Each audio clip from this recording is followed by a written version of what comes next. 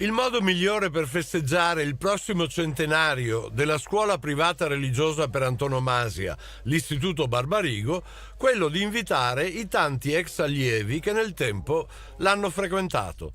Così sabato pomeriggio nel cortile colloggiato e nello splendido Androne si distribuiscono i diplomi d'oro e d'argento a chi frequentò 50 o 25 anni fa, ma ci sono ex allievi ancora più anziani. 61 anni, Diplomati. altro che diploma di platino. Di diamante 61. E mi ha detto, te sei in ritardo, perché 60.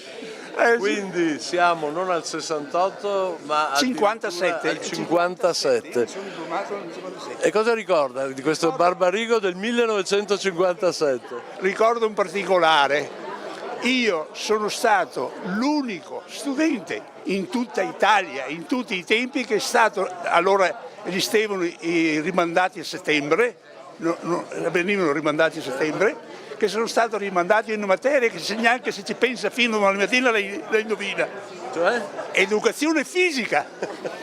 Il primo ricordo era di una paura inizialmente a vedere tutti questi ragazzi assieme e dopo un po' alla volta basta, si è messo a giocare. Comunque sono bellissimi ricordi perché ho fatto dalle scuole medie e quella superiore era ragioneria. Senta, ma la scuola funzionava meglio 50 anni fa o oggi?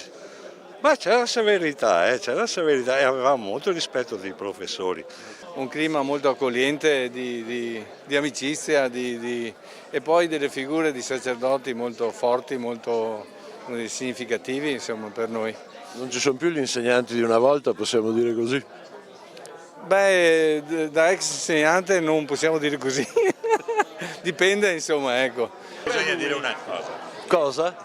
Qua chiediamo ai migliori della classe, perché il Migia era un disgraziato, se devo dire.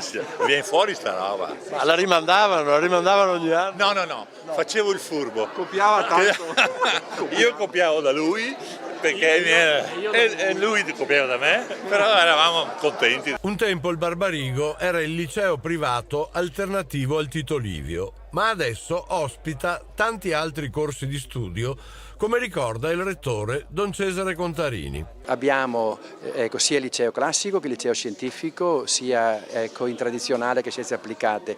Poi abbiamo il tecnico economico, l'ex ragioneria che per tutti resta sempre ragioneria, perché quello è il nome simpatico, e abbiamo anche appunto scuola media o secondaria di primo grado come va scritto nelle carte ufficiali adesso. In tutto quanti allievi? E abbiamo cominciato l'anno con 255 circa, di cui alcuni all'estero per l'anno o i 6 mesi internazionali, o in Canada o in Olanda o in vari posti insomma. In passato le scuole private erano considerate di qualità inferiore rispetto alle pubbliche, ma negli ultimi anni la tendenza si è invertita e per molte famiglie le private, Barbarigo in testa, danno maggiori garanzie.